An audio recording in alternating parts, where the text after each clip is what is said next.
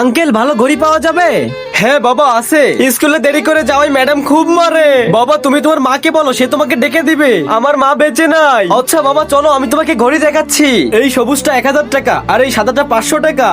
কিন্তু আঙ্কেল আমার কাছে তো শুধু 10 টাকা আছে। আমি আপনার কাছে আস্তে আস্তে টাকা জমাবো, যেদিন 500 টাকা হবে সেদিন এই সাদা ঘড়িটা নিব। ঠিক আছে বাবা, তুমি প্রতিদিন এখানে টাকা থুয়ে যাবা। ঠিক আছে আঙ্কেল।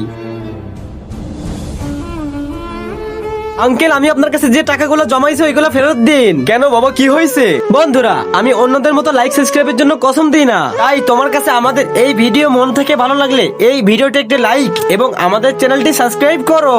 আমার ভাইয়ের পায়ে জুতা নাই, আমি ওকে জুতা কিনে দিব। আমি ম্যাডামের মায়ের সহ্য করতে পারবো, কিন্তু আমার ভাইয়ের পা যদি কেটে যায় তাহলে সহ্য করতে পারবো না। এই নাও বাবা তোমার সব টাকা। এই নে ভাই, এই টাকাই তোর জুতো হয়ে যাবে।